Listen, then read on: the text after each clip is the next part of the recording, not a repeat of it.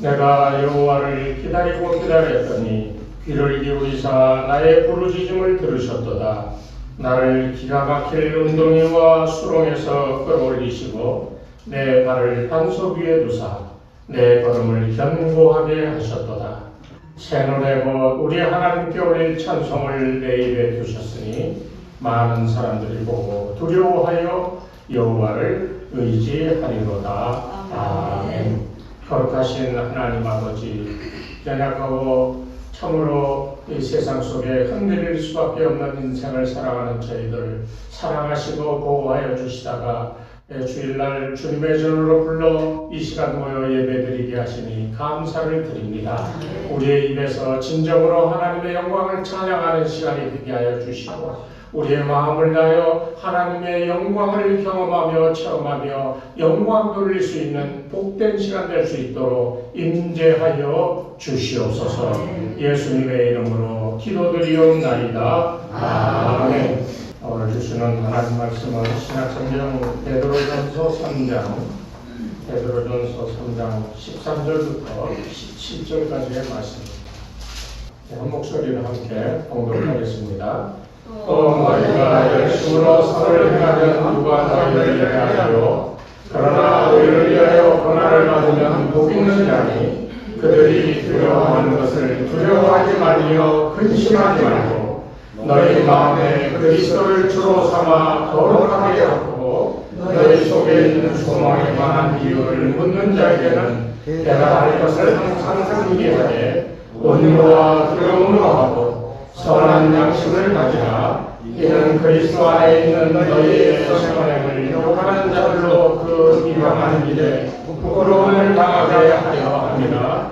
선을 행함으로 고난당한 것이 하나님의 뜻일진데 악을 행함으로 고난을 받는 것보다 나으니라. 아멘. 할렐루야. 아멘. 우리 주님의 은혜와 평강이 사순절 5번째 주간 지내는 여러분들에게 주님과 더불어 하나가 되어지는 은혜가 있기를 주의 이름으로 축원합니다. 오늘 이 베드로전서에 나오는 말씀은 한마디로 얘기하면 고난에 대한 이야기인데 이 고난은 이 베드로가 자기가 친히 경험한 바를 이제 자기의 체험을 통하여서 이 주님의 말씀, 주님이 보여주셨던 것에 대한 하나의 간증과도 같은 그런 내용들입니다. 그렇기 때문에 오늘 베드로전서 3장에 나오는 중심 사상은 고난에 대하여 우리가 어떻게 대해야 되겠는가, 고난이 왔을 때 우리는 어떻게 살아야 되는가, 이것을 이제 얘기하는데 크게 보면 이 세 가지로 나누어집니다. 그리스도 안에 있다라고 고백하는 자들, 사도 바울이 계속하여 얘기하는 게 그거죠. 그리스도 안에 있는 사람들, 그리스도 안에 있는 사람들의 삶에 대한 태도는 어떠해야 되는가? 형편이 좋을 때는 찬양하고 기뻐하는데 어려움이 오고 고난이 오면 절망하고 낙심하고 그리고 예수를 믿는다라고 하는 사실조차도 부정해버리고 마는 이런 일들이 비일비재하게 우리 삶 속에 보여지고 있잖아요. 그러니까 삶의 형편이 어떠하든지 간에 그리스도 안에 있는 사람들의 삶은 어떠해야 되는가 하는 것을 얘기하고 있고, 두 번째는 이 3장 18절부터 22절 읽지는 않았습니다만 그 뒤에 나오는 구절에서 무엇을 얘기하냐, 이 그리스도의 고난에 대하여 언급을 하고 있어요. 여기 성경에 보면 그리스도께서 단번에 죄를 위하여 죽으사, 죄를 위하여 단번에 자기를 들여서 죽었다는 거예요. 왜 죽었는가? 이 불의한 자를 대신했는데 우리를 하나님 앞으로 인도하려고 당신을 이 불의한 자를 위해 제물로 단번에 드렸다. 그렇게 베드로는 설명하고 있어요. 그래서 4장에 넘어가면 1절부터 6절에 뭐라고 얘기하냐면 그리스도를 본받으라는 거예요.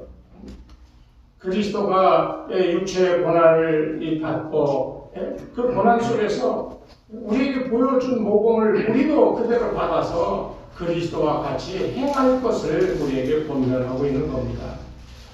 오늘 이 그리스도 안에 있는 성도들, 우리는 고난에 대하여 어떻게 대처하고 어떻게 이해하고 받아들여야 되는가에 대하여 베드로가 하는 말씀을 우리가 묵상하려고 합니다.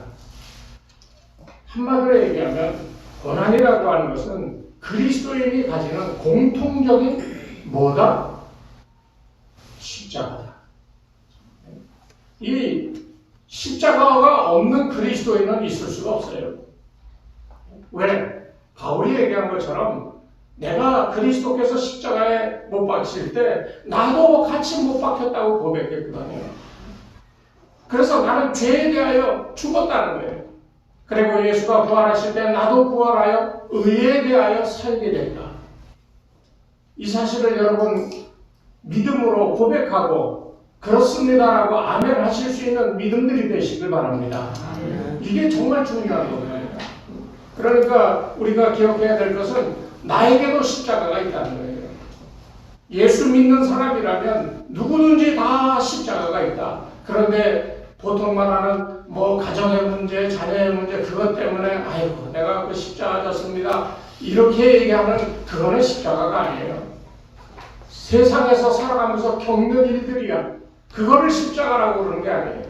내가 짊어진 누구나 그리스도인이라면 짊어져야 할 십자가는 예수님이 만인을 위하여 죄를 사하여 주기 위하여 십자가에 지고 달려 돌아가신 것 같이 나도 예수님과 같은 내가 주님 가신 길을 나도 가야 되기 때문에 내가 짊어져야 될 십자가가 있다라고 하는 사실을 새삼스럽게 우리가 생각해야 돼요. 예수님께서 그러셨거든요. 마태복음 16장 24절에 뭐라고 그러냐면 예수께서 제자들에게 이르시되 아무든지 나를 따라오려거든 그 다음에요 자기를 부인하고 뭘 져요? 자기 십자가를 지고 나를 쫓을 것입니다. 여기 말하는 십자가는 뭐겠어요? 예수님이 지신 그 십자가와 동일한 그런 의미의 십자가를 얘기하는 거예요. 내 인생의 짐이나 내 삶의 환경에서 오는 고난이나 어려움 때문에 그걸 보고 십자가라고 그러는 게 아니에요. 이 예수님이 야 너희 나를 따라오려면 스스로를 부인해라. 그리고 너에게 주어진 십자가를 지고 나를 따라오라고 그렇게 말씀하신 데에는 이 십자가는 우리가 살면서 우리가 잘하든 못하든 겪을 수밖에 없는 고난의 십자가가 아니에요. 이 십자가는 예수 믿고 하늘나라 가기 위해 절대적으로 필요한 열쇠. 예수님이 보여주셨던 모범, 예수님을 따라가는 그 길을 가기 위해서는 예수님이 십자가 지신 것처럼 우리도 그와 동일한 십자가를 져야 된다는 거예요. 그 십자가의 의미는 제 첫 번째요. 내가 죄가 있기에 나는 당연히 십자가에 달려 죽을 수밖에 없는 죄인이라고 하는 그 사실을 그 고백하는 의미에서 십자가입니다. 예수님 십자가에 죄 때문에 돌아가셨던 것처럼 우리도 이 십자가에 우리의 죄가 있기에 거기에 못 박히는 그런 예수님과 같은 모습으로 우리가 겸손하게 그것을 받아들여야 돼요. 그런데 많은 사람들은 죄를 얘기하면요 마음속에 거부감이 일어납니다. 내가 예수를 30년 40년 믿고 교회 봉사도 이렇게 열심히 하고 헌신하는데 왜 자꾸 죄인이라고 얘기를 하느냐?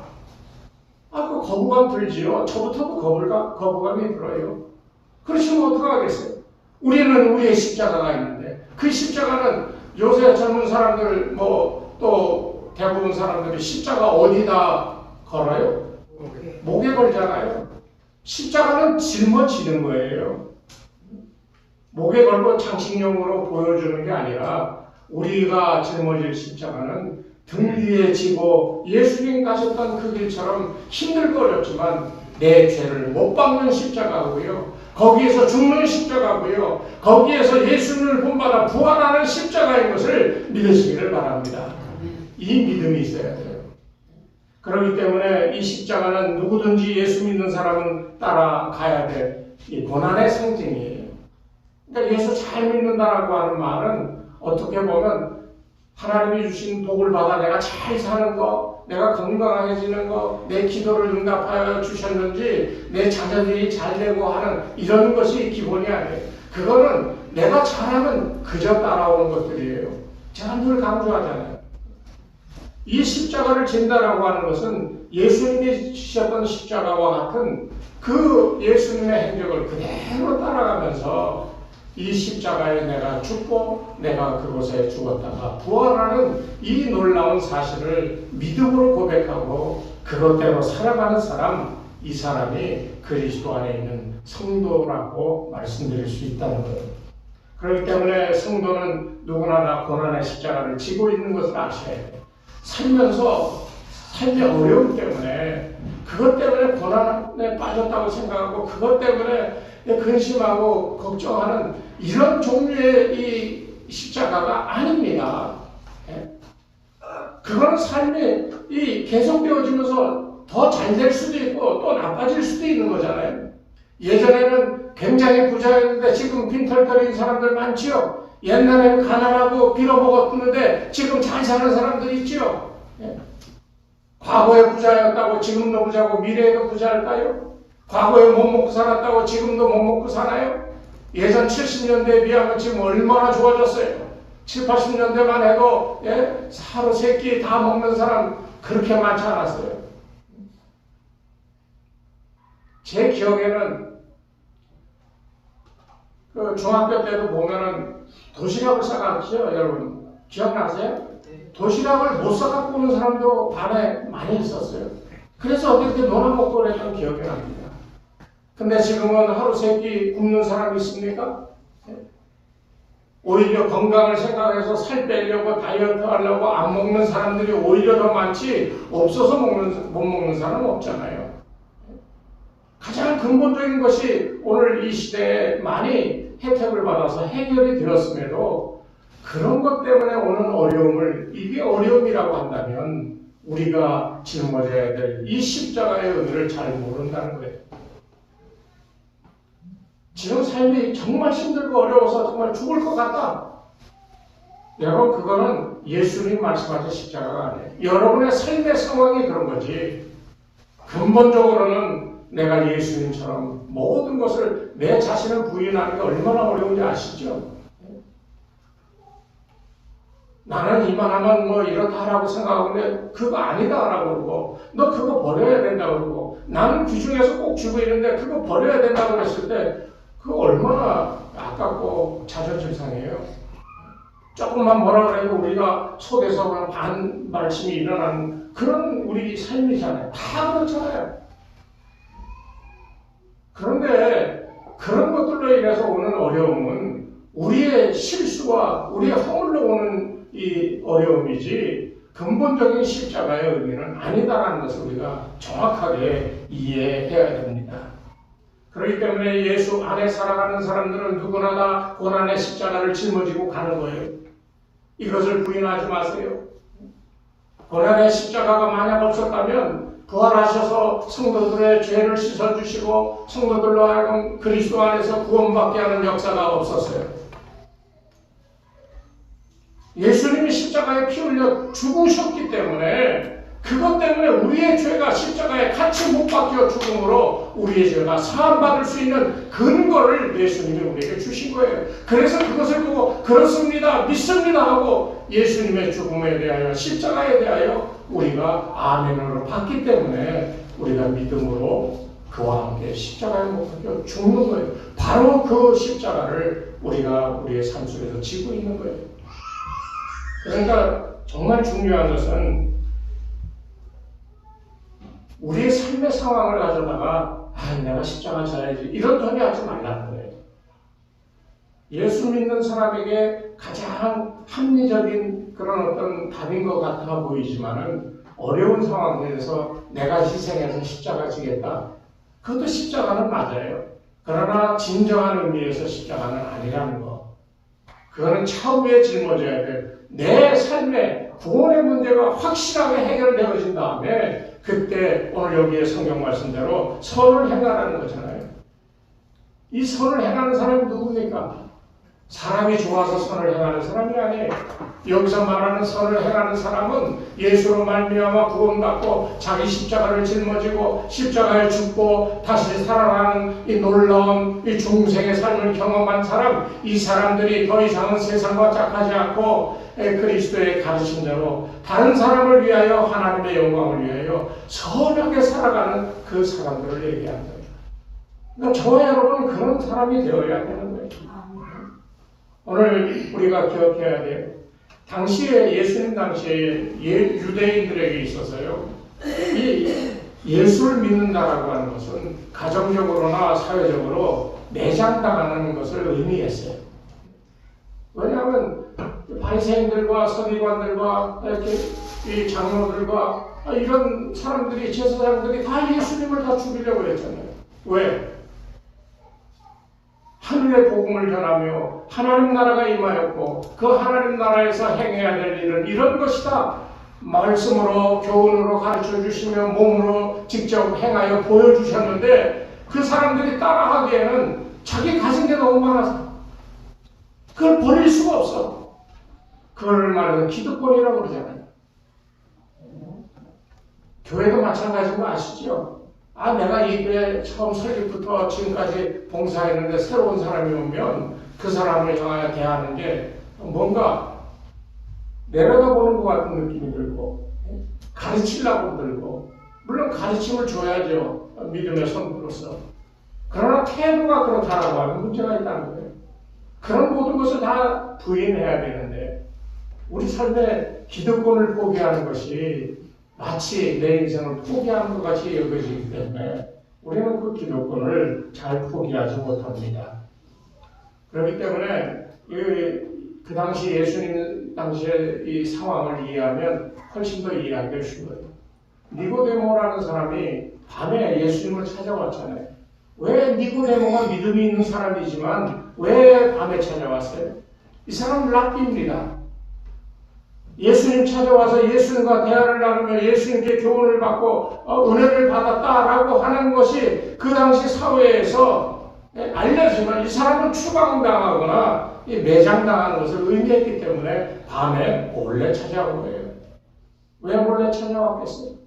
자기의 신분 때문에 몰래 찾아왔지만 그러나 찾아온 목적은 자기가 갈망하는 하나님 나라, 그 하나님 나라에 대하여 더 알고 싶은 마음이 있었기에, 그래서 니고데모는 그 믿음으로 예수님을 영접하게 되고 나중에는 예수님 돌아가셨을 때 예수님을 장사 지내는 데 도움을 주고 그랬던 놀라운 믿음의 변신을 하는 그런 사람이 된 것을 봅니다.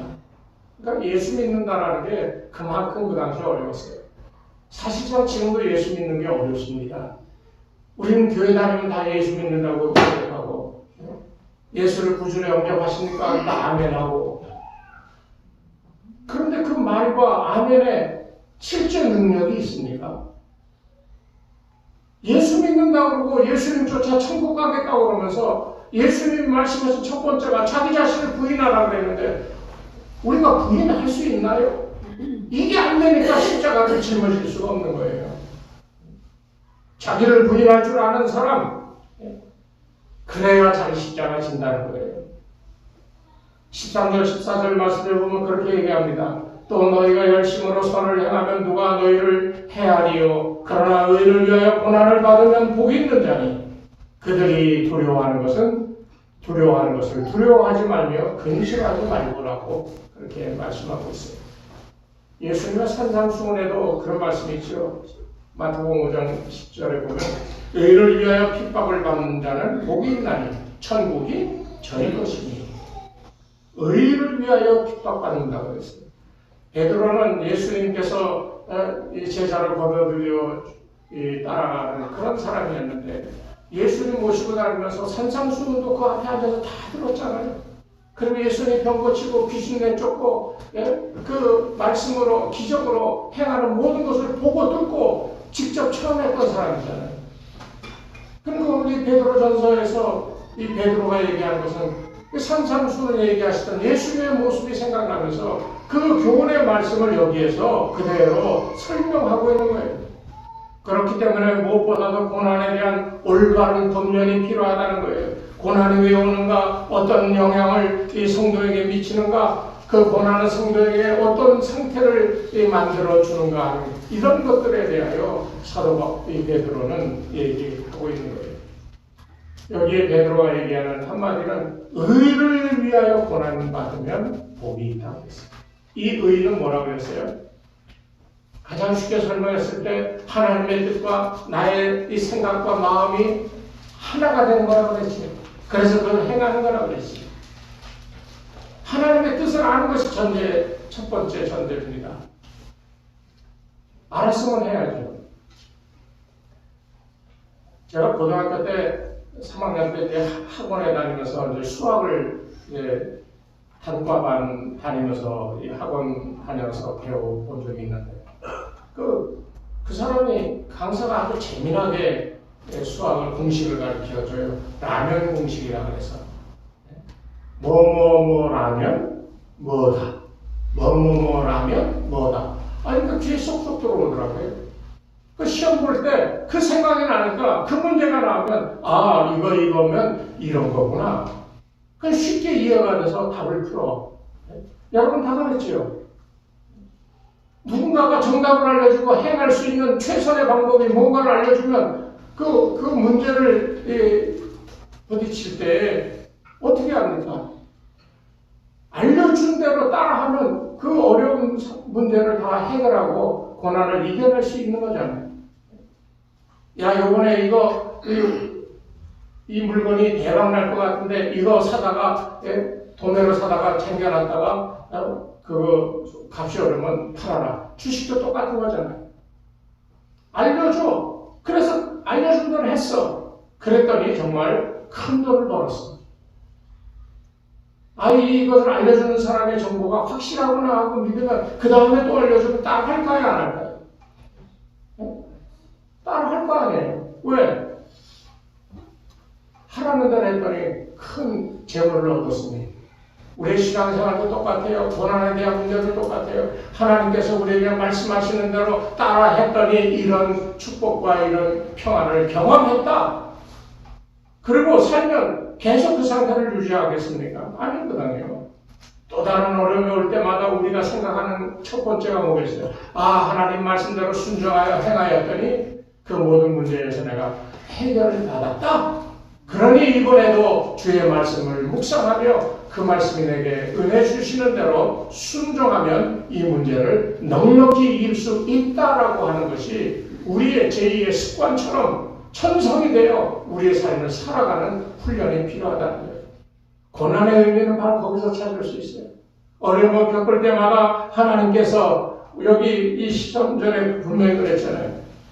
열심히 선을 행하라. 그런데 14절에는 의를 위하여 고난을 받으면 복이 있다고 했어요. 여러분들이 하나님의 말씀 따라 그것을 깨달은 대로 내가 실천하며 그것을 믿고 행할 때에 그 당하는 고난이 있어요. 그 고난은 복되다는 거예요. 근데 우리는 거꾸로 살잖아요. 하나님 말씀을 우리가 듣고 알지만은 고난이 닥쳐오면 그것을 피해가잖아요. 하나님 말씀은 우리에게 이 고난 앞에서 어떻게 하라고 우리에게 말씀하고 명령하는데 우리는 그것을 피해가요. 왜? 당장 아프고 어려우니까. 그러나 성경은 이 하나님의 하나님의 뜻을 깨달아 그대로 순종하여 행할 때 오는 고난은 복되다고 그랬어요. 이게 성경이 말하고 있는 복의 핵심입니다. 대가 없는 어떤 소득이나 그런 것들이 있던가요? 돈 벌려면 가서 땀 흘려 일해야지요. 얼마나 힘들겠어요. 수고하고. 그런데 그게 없으면 우리가 얻고자 하는 것들을 얻을 수 없는 게 세상이잖아요. 믿음의 삶도 그와 같습니다. 요셉의 고난을 보면 요셉은 정말 그 고난이 값지고 아름다운 모습을 보여줬잖아요. 무슨 일이 생겨도 하나님을 원망하지 않고 하나님 말씀대로 순종하여 나중에 큰 축복을 이루었지요. 그런데 야곱을 보세요. 야곱이라고 하는 사람은요 20년간 고난의 세월이 있었어. 그때 어머니를 떠나고 부모의 얼굴도 보지 못하고 두려움과 특별히 그 삶 보면 비겁한 일들을 얼마나 많이 했어요. 그 고난 속에서 야곱은 어떻게든지 어려움을 면해보려고 이런저런 방법을 다 썼지만 결국은 약복나루터에서 왕창 깨지잖아요. 하나님이 우리를 축복의 길로 인도하실 때는요, 너 자신을 부인하라고 그랬는데 부인 안 하고 자기의 생각, 자기의 뜻을 이루려고 이 모양 저 모양으로 살아가던 그 삶의 모습이 와장창 깨질 때 비로소 하나님의 놀라운 축복과 평안이 임하는 줄로 믿으시길 바랍니다. 이게 정말 중요한 거예요. 외면하고 피하지 마십시오. 의를 위하여 핍박받는다. 하나님의 뜻대로 행하려고 하는데 내가 어려움을 당했다. 기뻐하십시오. 그때 하나님의 축복이 여러분을 고난을 이겨내고 고난 이전에 내가 바라고 원하던 것보다 몇 갑절 더 크고 놀라운 축복으로 함께 하심을 우리가 믿으며 살아야 된다는 겁니다.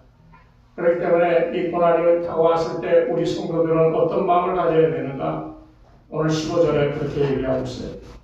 너희 마음에 그리스도를 주로 삼아. 고난이 닥쳐왔을 때 가장 명심할 것은 그리스도를 내 마음속에서 주로 삼아. 그 다음에요, 거룩하게 해요. 무엇을 거룩하게 합니까?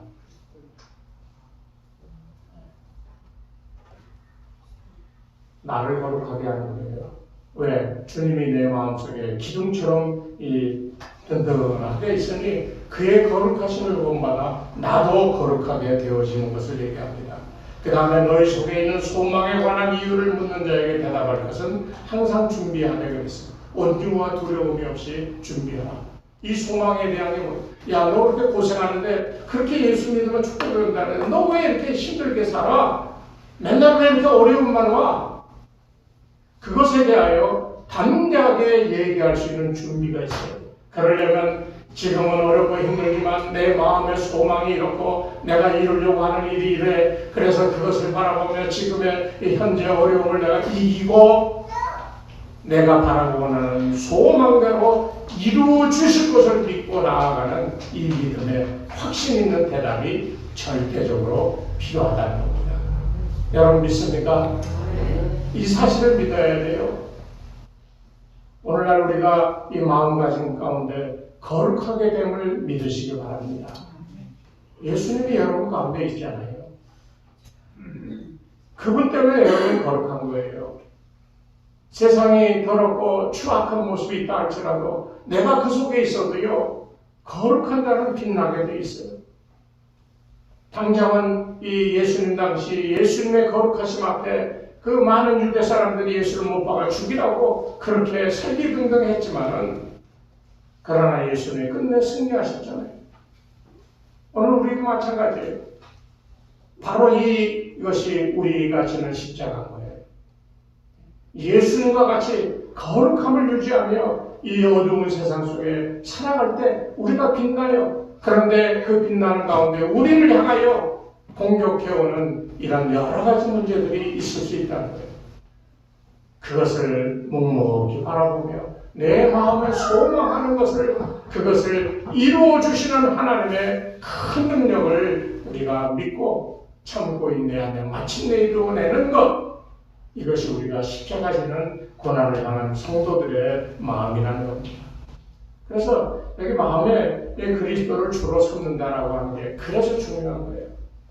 바울은 그래서 그것을 다른 뜻으로 그리스도 예수 안에서 그렇게 강조하고 있는 겁니다.